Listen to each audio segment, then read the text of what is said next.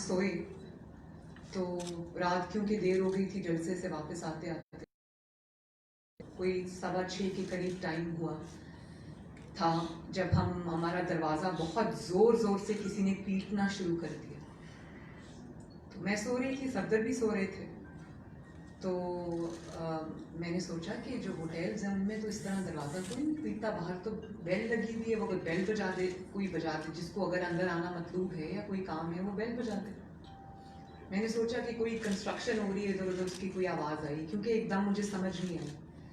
तो 1-2 मिनट के बाद फिर वही आवाज़ आई, वही दरवाज़ा पीटने की आवाज़ आई। तो मैंने कहा सफदर से, मैंने कहा मुझे लगता है हमारे कमरे का कोई दरवाज़ा बजा रहा है। तो उन्होंने जब दरवाज़ा खोला उठकर, तो बाहर पुलिस खड़ी थी और उन्होंने कहा कि हम आपको गिरफ्तार करने आए हैं। उन्होंने कहा अच्छा, मैं कपड़े पहन लूँ, कपड़े तब्दील कर लूँ, मैं आपके साथ चलता हूँ। अभी वो अपने कपड़े तब्दील कर रहे थे कि मुझे दरवाज़ा तोड़ने की आवाज़ें आई और उन्होंने वो जो सिक्योरिटी लैच होता है दरवाजे का, उसको तोड़ा, ज़ोर से ज़बरदस्ती से उसको तोड़ा और कमरे के अंदर आ गए। और मैं सो रही थी, मैं बेड में थी और सफदर ने उनको कहा कि आप अंदर मत आएं, मैं बाहर आ रहा हूँ, आप अंदर मत आएं, मैं अपनी दवाइयाँ ले रहा हूँ, क्योंकि वो डायबिटिक है, इंसुलिन डिपेंडेंट है। तो उन्होंने कहा मैं अपनी दवाई ले लूँ, मैं आपके साथ चलता हूँ, आप अंदर मत आएं। लेकिन वो फिर भी अंदर आ गए, वो अंदर आ गए और सफदर को वो गिरफ्तार करके ले गए। सफदर ने कहा कि मेरी वाइफ अंदर है, आप अंदर मत आए। वो गिरफ्तार करके ले गए और उसके बाद मैं कि सिंध हुकूमत मरियम को बुला के गिरफ्तार कर लिया, हुकूमत का ये मौक़िफ़ आ रहा है। तो मैं एक बात कहना चाहती हूँ कि मुझे एक लम्हे के लिए भी, मैं वैसे शुक्रगुजार हूँ बिलावल भुट्टो ज़रदारी साहब की कि उन्होंने मुझे फ़ोन किया, वो गुस्से में थे। उन्होंने कहा कि मरियम दीदी ये बहुत बुरा वाक़या है और शर्मिंदा हैं, आप हमारी मेहमान हैं, हमारी बहन हैं। और मुराद अली शाह साहब का भी फ़ोन आया, उन्होंने भी यही कहा। बिलावल भुट्टो ज़रदारी साहब ने मुझे कहा कि हम सोच भी नहीं सकते थे कि हमारी बहन के साथ, हमारी मेहमान के साथ यहाँ ये सलूक होगा। और इसी के साथ कुछ इजहार जो है मेरे साथ वो CM सिंध ने भी किया। उन्होंने कहा हम शर्मिंदा हैं, हमें समझ नहीं आ रही कि हम आपसे किस तरह बात करें। तो मैंने उनको भी ये कहा और मैं आपकी को भी कि एक लम्हे को भी मुझे ये नहीं लगा कि ये सिंध हुकूमत की कार्रवाई है। और अगर किसी ने कराची की ज़मीन पर, कराची में उनको गिरफ्तार करके ये तासुर देने की कोशिश की है कि शायद पीपल्स पार्टी में और मुस्लिम लीग नून में या PDM में दरार आ जाएगी, तो आप तो नासमझ हो सकते हैं, आप तो बेवकूफ़ हो सकते हैं, हम भी बच्चे नहीं हैं, हमको सब समझ आ रही है कि ये क्या खेल खेला गया और इसके पीछे क्या मकासद थे। तो मैंने तो एक लम्हे के लिए नहीं सोचा कि इसके पीछे पीपल्स पार्टी है और हमें एहसास है और हम अलर्ट भी हैं और हमें पता है कि ये चीज़ें होंगी, तो हम उसके लिए तैयार बैठे हैं। लेकिन क्या मुझे अब ये समझ नहीं आ रही, काबिल तर्स है वो ज़हनियत।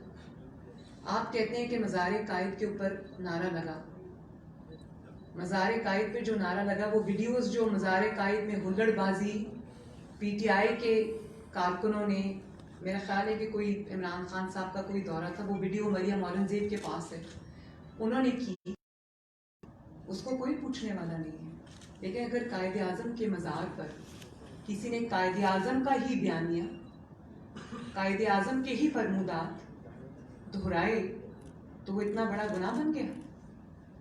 वोट को इज्जत दो कोई ऐसा नारा नहीं है जिससे किसी की बेहुरमती होती हो, ये तो वही इरशादात हैं जो कायद आज़म ने खुद फरमाए थे। जब मादरे मिल्लत जिंदाबाद, ऐसे नारों से किसको डर लगता है? मैं अच्छी तरह जानती हूँ कि वोट को इज्जत दो से किसको डर लगता है और मादरे मिल्लत जिंदाबाद से किसको जानती हूँ। और वहाँ नवाज शरीफ जिंदाबाद के नारे नहीं लगे, वहाँ मरियम नवाज जिंदाबाद के नारे नहीं लगे, वहाँ वोट को इज्जत दो का नारा اعتراض ہے، یہ آپ بھی جانتے ہیں، یہ میں بھی جانتی ہوں. اس کو اعتراض ہے جو ووٹ چوری کر کے آئے، جو عوام کا مینڈیٹ چوری کر کے آئے، جنہوں نے فاطمہ جناح سے لے کے آج نواز شریف تک اور سارے جو منتخب نمائندے ہیں پاکستان کے عوام کے، ان کو غدار ڈکلیئر کیا. یہ وہاں جا کر تکلیف جو ہے وہ پہنچتی ہے. لیکن کہ زمانہ بدل گیا، وقت بدل گیا. یہ جو نامعلوم افراد ہیں، اب خلا سے اتر کر اگر آپ زمین پہ آ گئے، خلائی مخلوق سے اگر آپ زمینی مخلوق بن گئے، تو کیا لوگ آپ کے چہرے نہیں پہچانیں گے؟ کیا لوگوں کو سمجھ؟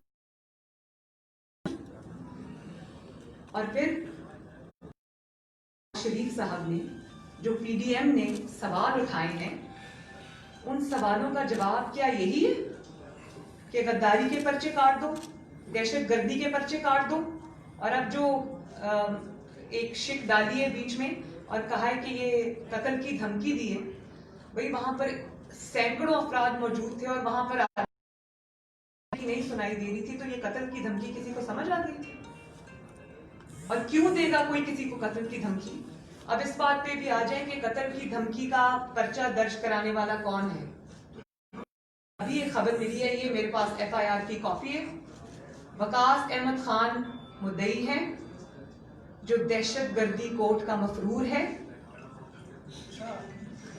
جی، ایف آئی آر نمبر 513/19. یہ کیا لکھا ہے جو سپر ہائی وے والا، اور یہ ڈیٹس بھی اس میں لکھی ہوئی ہے. تو یہ جو درج آپ کراتے ہیں کبھی دہشت گردی کے، غداری کے، تو ان کے جو وہ سارے ایک جیسے کیوں ہوتے ہیں؟ جلدی میں ایسا ہی ہوتا اتنا لمبا کرمنل ریکارڈ ہوتا ہے. آپ کو ایسے ہی لوگ سچا آدمی تو کبھی نہیں آئے گا ان چیزوں کے لیے. ظاہر ہے ایسے ہی لوگوں کو اٹھانا پڑے گا. میں سمجھتی ہوں، مجھے ادراک ہے اس چیز کا. اور یہ بھی میں انکشاف کر دوں کہ کیپٹن صفدر کو دھمکیاں بہت دیر سے کہ ہم تمہیں نہیں چھوڑیں گے، اور یہ بہت ہائیسٹ لیول سے آ رہی تھی. ذاتی اناد بھی اس میں شامل ہے. انہوں نے وہ ایک سے انسان ہے، وہ بات کر دیتے ہیں تو ان کو دھمکیاں آ رہی تھی. اور اگر کوئی یہ سمجھتا ہے کہ دھمکیوں سے نواز شریف مروب ہو جائے گا، مریم نواز مروب ہو جائے گی، یا پی ڈی ایم کے اتحاد میں کوئی فرق آئے گا یا وہ مروب ہو جائیں گے، تو اس کی خام خیالی ہے. میرے ارد گرد جو لوگ ہیں جن کے ساتھ میرے رشتے ہیں، ان کے تھرو مجھے بلیک میل کرنے سے بہتر ہے میں یہاں بیٹھی ہوں، آؤ اور مجھے اریسٹ کرو. ہمت ہے تو کرو. آج بھی دیکھا ہے دنیا نے. اور مجھے اس بات کا بھی علم ہے کہ پوری جو سٹوری مجھے پتا ہے